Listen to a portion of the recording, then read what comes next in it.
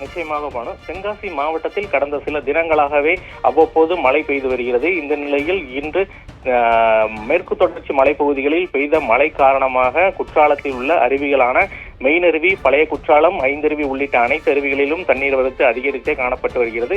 இந்த நிலையில் தொடர் மழை காரணமாக தற்போது ஐந்தருவி மற்றும் பழைய குற்றால அருவிகளில் திடீர் வெள்ளப்பெருக்கான ஏற்பட்டுள்ளது.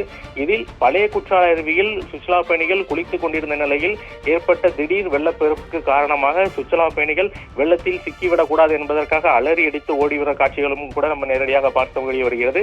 இதில் இந்த வெள்ளப்பெருக்கில் குளித்துக் கொண்டிருந்த நிலையில் நெல்லையைச் சேர்ந்த 17 வயது சிறுவன் அஸ்வின் என்ற சிறுவன் சிக்கியுள்ளதாகவும் தற்போது தகவல் வெளியாகியுள்ளது. மேலும் சிலர் சிக்கியுள்ளதாக கூடும் எனவும் தகவல் தெரிவிக்கப்பட்டுள்ளது.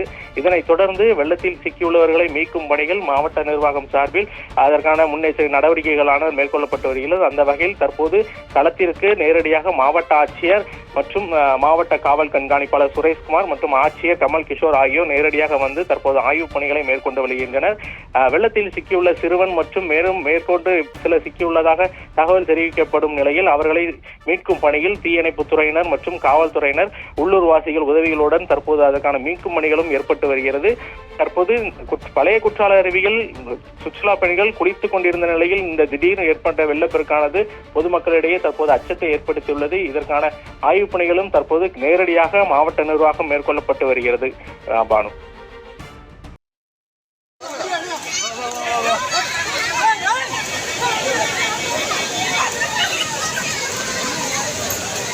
தம்பி வாங்கடே வா தகடே